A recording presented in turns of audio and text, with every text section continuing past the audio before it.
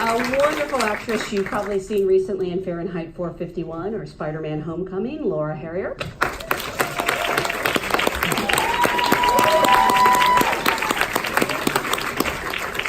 A fantastic actor who's worked with everyone from J.J. Abrams to the Coen brothers, Adam Driver.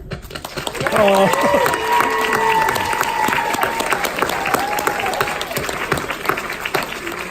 This next actor is having an incredible year between this film and Men and Monsters, and The Old Man and the Gun. He is also one of Variety's 10 actors to watch. Please welcome John David Washington. Woo!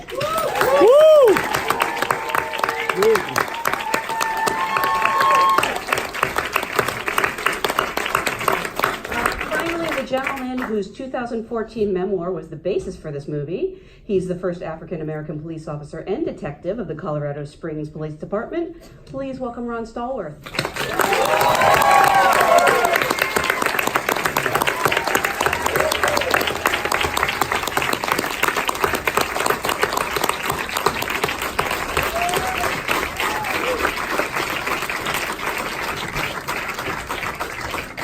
Thank you guys so much for being here with us on Election Day.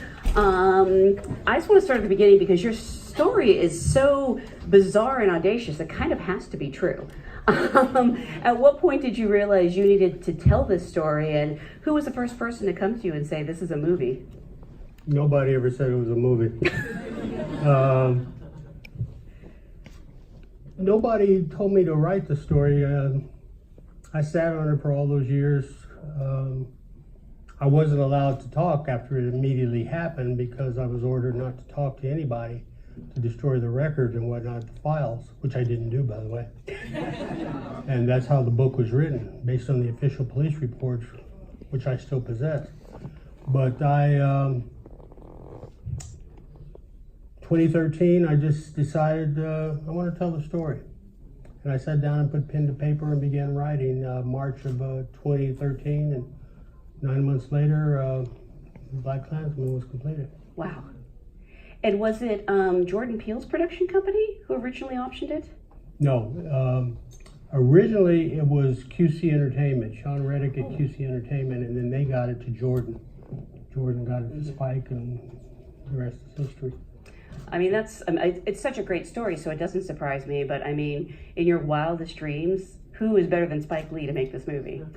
I couldn't have asked for anything more than one of the 50 greatest directors in motion picture history to tackle my story. Dream come true. And for the actors, I'm curious, how did the story find its way to you? And did you know from the start that it was a true story? Because it like I said, it sounds so crazy, you would almost think it was made up. I couldn't believe that I'd never heard of the story. I mean, I went to a historically black college, Morehouse College, class of 06. So I'm okay. I feel like I'm familiar and know my history and my culture, but this one slipped through the cracks. It was crazy. So, the soft pitch was when I got the soft pitch of it, I was like, yeah, okay, this is the Dave Chappelle play on that. We're gonna do, this still could be cool to hold. But then when I got a hold of the book, I was blown away. I couldn't believe it. And like to echo what Mr. Stallworth said, the rest is history. Adam, for you? Yeah, it was just a conversation with Spike, and then read the script, and obviously it was an incredible story. And he just said that John David Washington's going to play Ron Stallworth, and he's the truth. So I'm like, okay. And that was it. And we just talked about it, and that was all. I love that description. Yeah. He's the truth. Yeah. No, what he is. I was going to say it. It turned out to be true. Got a true in it. John David, did he say anything nice about Adam? Did Spike say anything? Yeah. No, he was just like, yo, we got Adam. We got him. I know what that meant. Yeah. You told me before you were kind of geeking out a little bit. Yeah, I mean, yeah, I was, and I believe we're best friends, so. Give Dan what he thinks. We're not. Oh, stop. No, we don't. Laura, for you? I didn't know that it was a real true story until I met with Spike. Even reading about it. I mean, Spike didn't let me read the script until I got the part. So then we met Mr. Stallworth, of course, and all the pieces sort of fell together between reading the book, talking to him, talking to Spike. It's just so crazy that we don't learn about this in school, because we should. So Hopefully now we will. exactly. Great. So I think I'd seen Ron on CNN around the time the book came out, because I just remember thinking, well, that's insane that actually happened. But then the way I found out about the movie is I just heard that there was going to be a new Spike Lee film, and I said, could I please read it? And then I remember I read it over a weekend, and I called my agents. And I said, I think I have a take on David Duke. Silence. They said, which is true, which is, sometimes it's an ego thing with actors. They said you're gonna have to go, read for it and audition. And I thought, absolutely, it's not like anything that I've ever done. There's no reason that anyone should think that I could play it. It's funny, a lot of people have been saying to me since it came out, oh, you look like him, and it makes a lot of sense, but no one at the time thought that. So I went in to meet with Spike, and the audition was the most uncomfortable dialogue. I was trying to rehearse it the night before, and I was alone in the room, and I couldn't say half the words. But this is why Spike Lee is such an amazing director. I kind of shared that with him, and he made me feel I'd never met him before. He made me feel so instantly comfortable that I could then give a performance that I felt really good about. But I really owe it to Spike. I'm curious what sort of research you put into these roles, and obviously you were able to meet the real Ron. In some ways that had to be amazingly helpful, but is it also intimidating when the person I'm talking about you like you're not here, the person you're playing is right there? Right. I'll tell you what was more intimidating was once we had it in the can and knowing he was going to see it. I knew that, like, I knew what hour he was going to see it. I was just like, I was in knots. But the research was the fun part. The journey was the fun part. It was a lot. I sort of stripped my diet. I stripped all R&B and hip hop and EDM away from my diet, and there was nothing but 60s and 70s music. And I was doing that for like 3 months. I was going to sleep with Soul Train every night. Seriously. And I watched Superfly like every week. Is there any other music besides 60s? Yes, sir. You'd be surprised. So thank you. No, so that was the fun part of just sort of getting it into my DNA, getting it into my spirit. And some documentaries, the Black Panther mixtape. The was it the CNN, the 70s era, like all sorts of documentaries that were great and very helpful. Adam, I don't know if you can tell us, because I know your character is based on Ron's real partner, but we don't know his name in real life. Were you able to meet with your real life counterpart, or what did your research consist of? No, he wasn't a part of the discussion about it. The only thing that was like any kind of descriptive was that he wore flannels all the time. that was the only information that I had to kind of go on. But then if the script is really good and it's well written, or we had a lot of 2 weeks of rehearsal prior to hash out everything, and if you're kind of surrounded by great actors, it's like it really makes a lot of things easy. How much of a resource was Ron? I mean, were you around that they could ask you questions, or did you sort of not want to be on set? I was only invited to the cast read-through, where I met these folks. John David and I exchanged numbers. Adam contacted me briefly and spoke to me. He later called me, Adam did. My wife and I were traveling down the highway on Interstate 25, headed on vacation, and I get a phone call doing 70 miles an hour. And he introduces himself on the phone, and I looked at my wife and I said, Korean guy.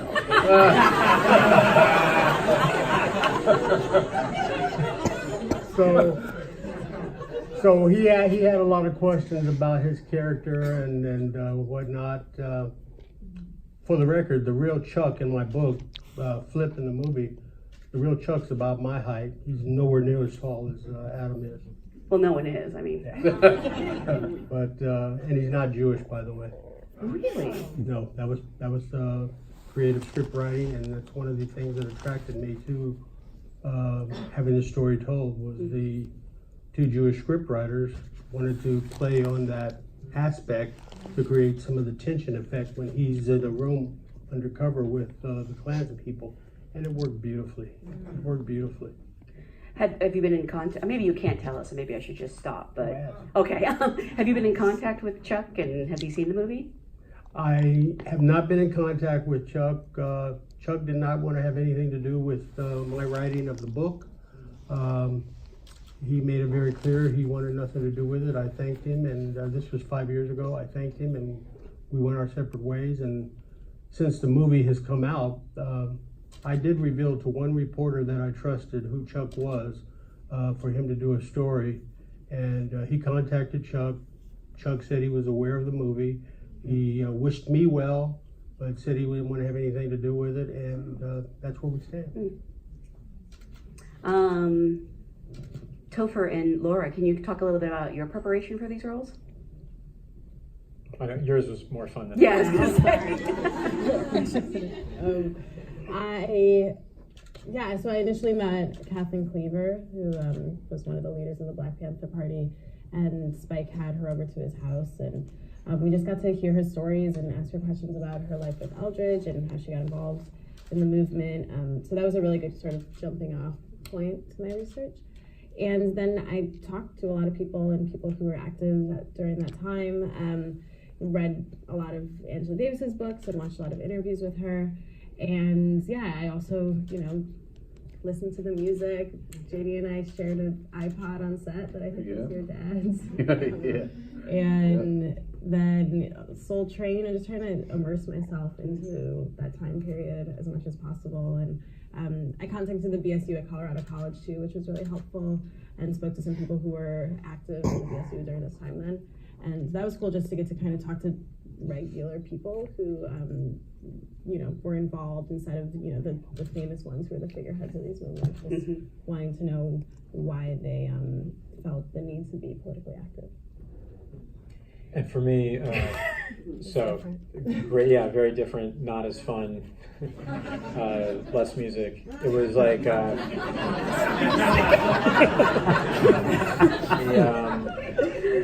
the great day in your career. Spike Lee he called me personally and said, "You're my guy.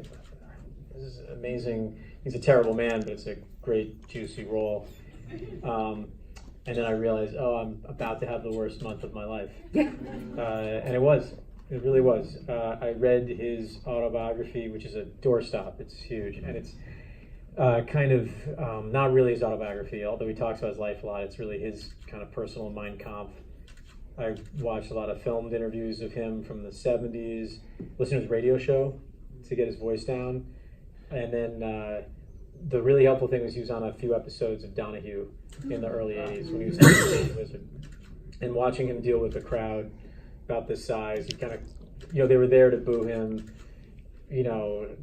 Donahue would have him on and they'd all start booing him. By the end of the half hour, they were like listening to him a little bit. Like they hadn't turned, they weren't cheering for him, but he'd turned the room a little bit. And I thought, this man is very evil because he's very, I don't want to compare him to any other leaders, but he's very charismatic in the media. Sorry, I was a little slow on the uptake there. A little backstory to what Topher said, and I tell this to audiences whenever I can. I dealt with David Duke directly and talked to him directly. Topher, at some moments in this film, Topher captures David Duke to a T. He looks like him in some cases, and he sounds like him in some cases, the David Duke of 1978. That's how good his portrayal was. No, thank you.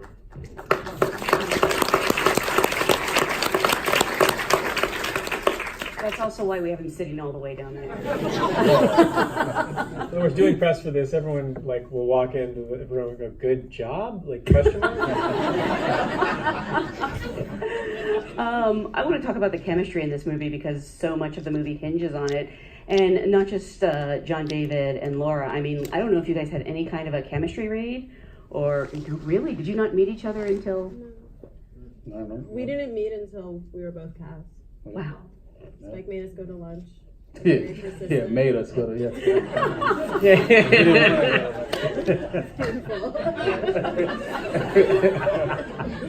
to hang out. Right. No, but yeah, we didn't have a chemistry or anything. It just all And John David and Adam, again, like, well, you've said you forced Adam to be your friend, but Yeah, right. but did that develop pretty naturally? I don't know if you had much time to rehearse or. Well, I definitely think the couple weeks we had of rehearsal definitely helped. That's what Yeah, we had 2 weeks before we started, which was kind of a luxury, and we Yeah. just really come through every scene from start to finish. And then when we finished one day, the next day we come back and do it all over again until we started. And then those conversations, once you're kind of going, don't happen as much, but they still, we always found time to talk through everything start to finish. And again, if you're like with a great actor, like there's nothing you have to work on because you're just kind of listening to each other. Hopefully, I mean, ideally, and then there's a lot to play off of. It's I shouldn't say easy. It's easier. You know. I definitely felt that way though with everybody. The scenes I had with Topher. I mean, they set up right the speaker. Yeah, no, we got to rehearse, which is a luxury. But then this just speaks to how great a director Spike is.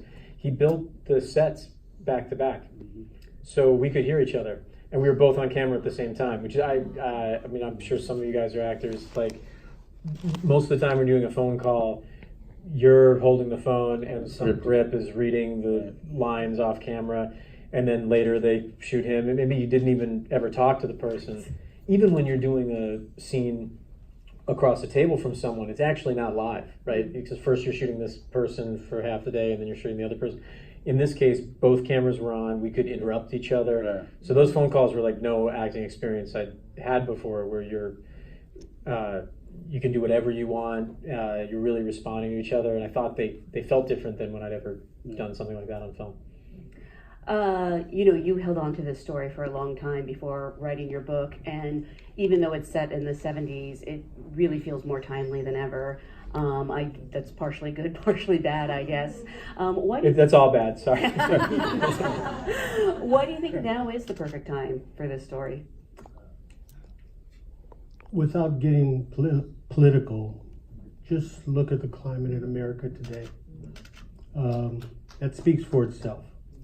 Well, my story from 40 years ago, one reason is this movie is resonating with people, and you're seeing the reaction or feeling the reaction that most audiences have at the end, is because even though it happened 40 years ago, the events are very similar to what's happening right now.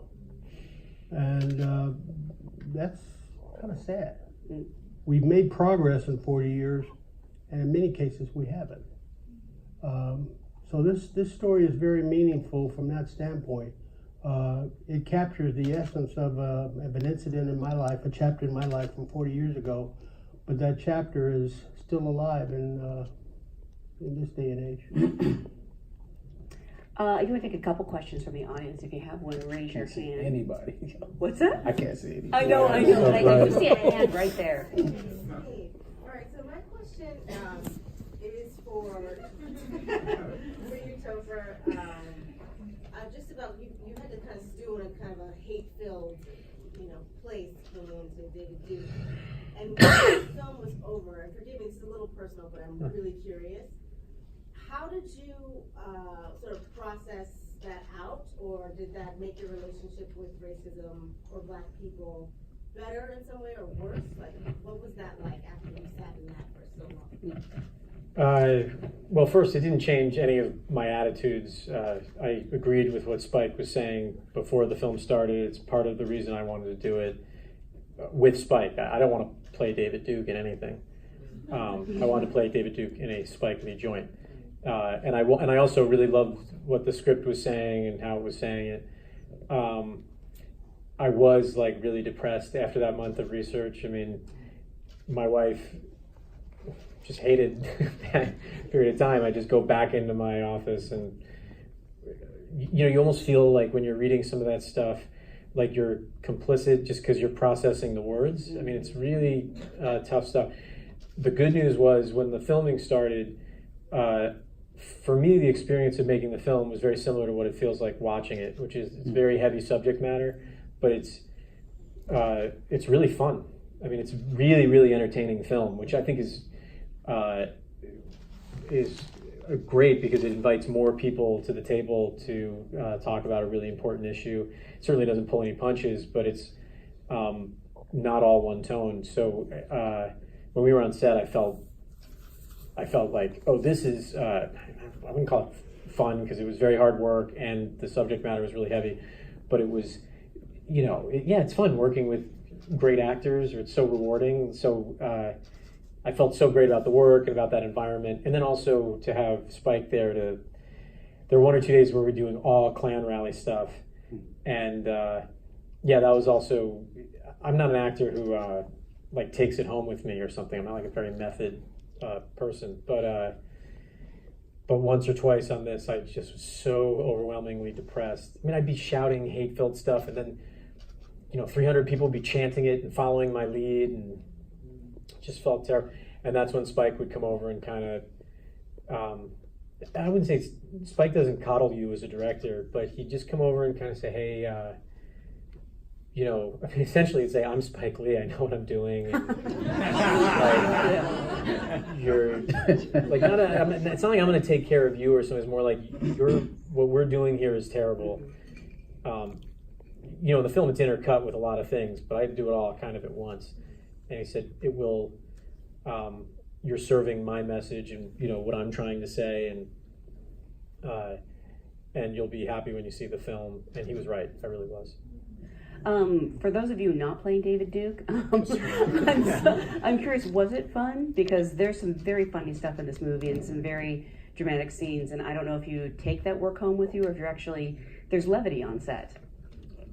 Well, I mean, I think we're in such a privileged position to be artists and to express and create, to tell these different this man's story, so it's always fun to me because, it's such a luxury. So, I definitely enjoyed myself. I mean, to be able to hear the words cut and action and cut from a legend, you know what I mean? The kind of trust he had, I felt like he had for all of us, it was, that made it that much more fun. One thing, the levity, the laughter that you see in the film, ladies and gentlemen, that actually happened. It actually happened, and it was funnier in real life than what they portrayed. The last scene where he reveals his identity to David Duke, that never happened quite like that. David Duke didn't find out who I was until 2006. Wow. But I did have a conversation with David Duke in which I asked him those questions and said some of those things to him. And when you see Adam and Sergeant Trapp and everybody standing around him laughing, in real life, my sergeant was actually laughing so hard he would fall out of his chair on one knee, gagging for breath. And then, because I was supposed to be by myself, he would run out of the room to recompose himself, and then walk back in, hear me still talking like a white supremacist, and he'd turn around and crack up laughing and walk out again. So the levity was actually occurred. It was just much more funny in real life than what you see on the camera. And the screen captured it very well. I want to take one from the back if possible. I can't see a damn thing. Let's just go here.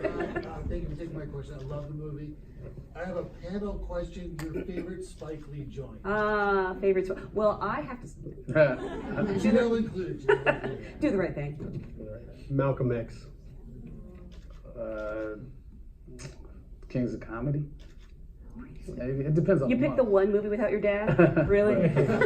Or I did that on purpose. Yeah, I'd say do the right thing. Yeah. maybe school days. We had a history teacher show us Do the Right Thing in 10th grade. It blew my mind. Yeah. I really do want to take one from the back. If anyone in the back has a question, go ahead. There's none in the back. Okay, great. You're all too shy back there. Anyone down here? So really bright. Oh. Yeah. Okay, so this one is for lovely African American actors. When you have to leave after these kind of intense rallies and different scenes, and go and look at what's going on in the world today and exist in our world. You're talking about how you kind of had to immerse yourself in the 60s and 70s music and everything. When you return to modern time, how was that transition for you, and did it change any the way you saw white people? Did it change how we saw white people? I mean, I was, you talking about during filming, I guess is what you're saying? During and afterwards.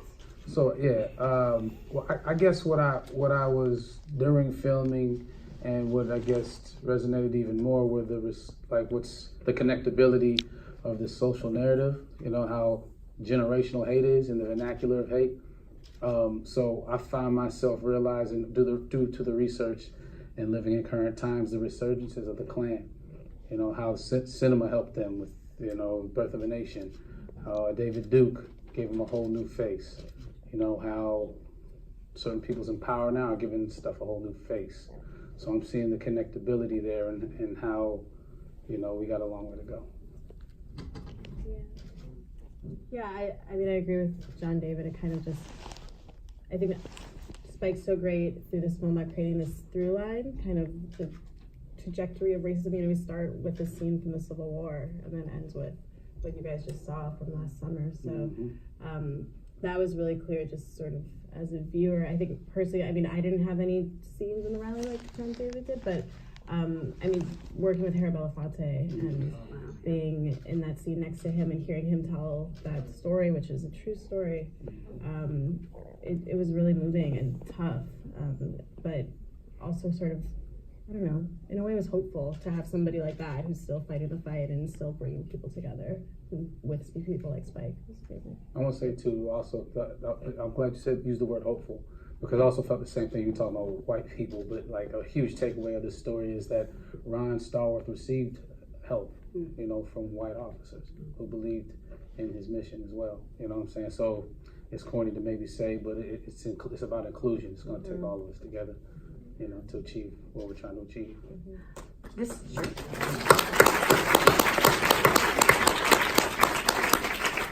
This movie premiered earlier this year at the Cannes Film Festival to a rapturous response. It's opened in August and everyone is still talking about it. You're still packing theaters. What was it like for you? Because when you're making a movie, you don't know how people are going to respond. Have you been surprised by the response? I mean, and how surreal is it to see your life playing out on screen? Well, I wasn't invited to Cannes. It's very expensive. I mentioned it to Spike, and Spike, I won't tell you what he said, but we got a good laugh out of it. But how did it feel to see my story on screen? First time I saw it, I was in the theater with 6 people, private screening, and I was in awe. It was a very surreal moment to hear my name, either Ron Starworth or something, in various iterations come out of the mouths of these folks, and to recognize they're talking about me. I'm just a kid from El Paso, Texas, who wrote a book, and this is me they're talking about on the big screen. To hear the words that I wrote 5 years earlier being expressed by them, and then seeing the characters come to life, people that I worked with, dealt with, the whole David Duke encounters that I had, it was a very surreal moment, ladies and gentlemen, and I sat there at various stages with tears in my eyes. I kept thinking about my late mother and what she would have felt if she had had a chance to see it. She passed away in 2009, and it was just so, in many respects, it was overwhelming. But I was very proud at the end, and the ending affected me like it affected all of you, I'm sure. And I've seen the movie now 20 times in the course of my book tour. 20. I know you guys' dialogue. My wife and I recite the dialogue to each other if we get bored. But when I see the movie at the end, tears still come to my eyes at that closing coda. It's such a powerful movie. It really is. Thank you. Yeah. Thank you. Yeah.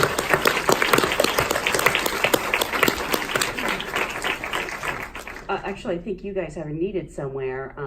So we are going to say good night. Thank you so much for being such a great audience.